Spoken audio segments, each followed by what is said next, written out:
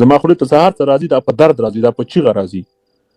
نن چې ماته دوی وایي چې ته په کوپر خاوره کې اوسېږې، که تاسو بې ننګ او بې غیرتو زما 300 کلنه اردو تباه کړی نه وای، که تاسو بې ننګ او بې غیرتو زما 4.5 ټانګونه په پاکستان نه وای خرڅ کړی، که تاسو بې ننګ او بې غیرتو زما 280 تیارې په پاکستان نه وای خرڅ کړی، که تاسو بې ننګ او بې غیرتو زما جنرالانو او زما ډګروالانو زما نظامي افسرانو د عزت او د هغو د ابرو سره لوبې نه وای کړی، نن ما په جرمني کې څه کاوه؟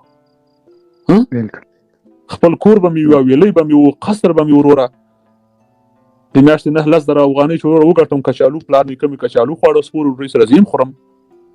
والله که د نن سبا په کباب د پیازه او پلونه او چلونه او په دې پسونو کې والله که خوند وي لکه هغه یو وخت کې چې موږ کچالو خواړه، قسم ده که هغه وخت پیدا کړي، والله چې هغه د تناره ډوډۍ د هغه کچالو سره د اروپا مشت ځوانان تاسو ووایي، د عربي هېوادونو کې مشت او مسافرو تاسو ووایي چې هغه خوند شته؟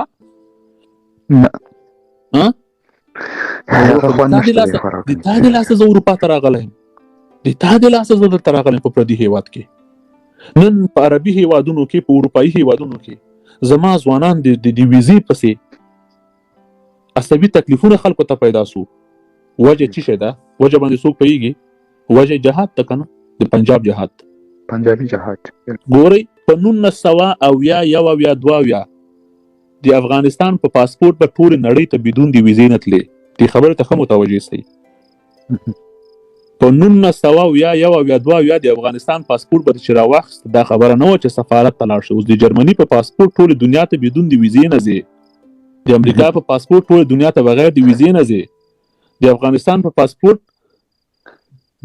د دالو ویزه هم نه درکوي، د خدای دپاره دال والا بھی ہم کو اجازت نہیں دیتا ہے کہ ہم ادھر جائے. قاری صاحب محترم یا افسوس ته خو پام ده کنه، د افسوس ځای نه ده. ها څوک وو او څوک سلو، چیرته وو چیرته راغلو.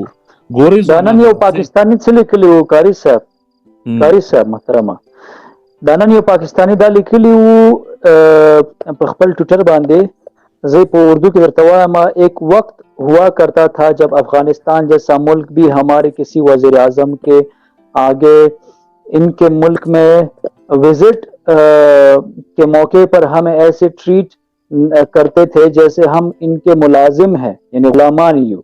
لیکن آج کابل کے سڑکوں پر پاکستان کے جھنڈے اور پورے کابل میں چھٹی کا اعلان، دا لاستراوړنه د طالبانو د الخوارجو ده. بس نن یې زه ورته په ګونډو کړی یم. آفرین. دی ماته تاسو یو خبره کوم وروره ښه، موږ د افغانستان نفوس ماکزیمم 40 میلیونه یو. د افغانستان سیربناوي چې راواخلې دا 7 تریلیونه حساب شوې ده. 7 تریلیونه تاسې راواخلې په افغانانو باندې که تقسیم کوي، هر افغان ته وروره کم از کم 10 میلیونه ډالر ورسیږي. خو نن په پردیو هیوادونو کې خواران یو، غریبان یو، فقیران یو، ذلیل یو، نوکران یو.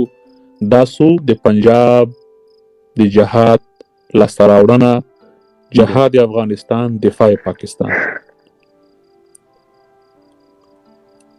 موږ به بیا هم په دې خوشحاله یو چې وروره موږ شوروي ته ماتې ورکړله، موږ انګریز ته ماتې ورکړه، موږ امریکا او ناټو ته ماتې ورکړه، موږ ماتې یو، هغوی چېرته ماتې یو. شوروي خو وروره ته اوس وګورئ، وروره پوټین په راج چلوي، وروره د سوریې سره ودرېږي.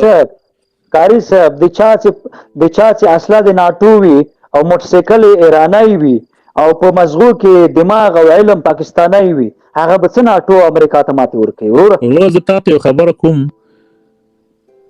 د سوریې سره روسیه ودرېده، د ټول ناټو امریکا تر ننه پورې زور پرې ونه رسېده. نو کومه د روسیه ماته ده؟ پوټون چې په لاره کوږ روان یې، ورور ټرمپ په وایټ هاوس کې هلته تېنه غول کوي.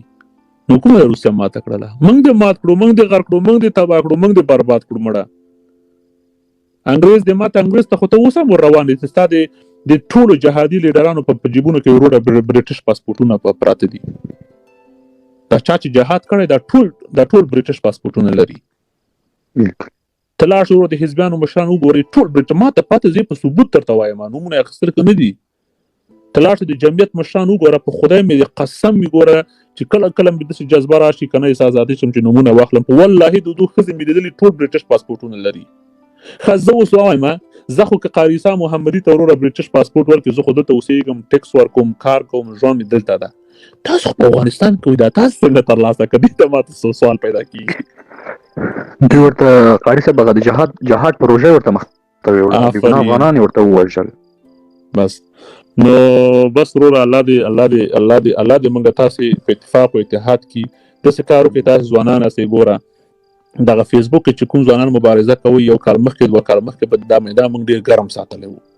دا میدان مې دومره ګرم ساتلی و چې پاکستان ډیفنس منسټري هم په دې باندې وروره ټویټ وکړ چې په برقي جنګ کې وروره افغانانو زموږ په مقابل کې موږ نړیوالو ته وشرمولو.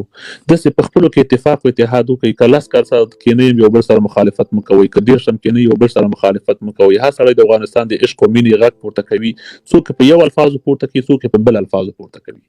داسې یو اتفاق او اتحاد په خپل کې رامنځته کوي. کله کله موږ هم راځو، خو داسې خو نه وي چې ټول عمر به موږ ډزیږو. خو دا خو وایي که زرنده که د آباده هم په وار ده که نه. نو اوس وروره خو بس د 4-5 کاله موږ ډزېدو، اوس دا ځوانان نوي ځوانان به را ډزېږي که نه.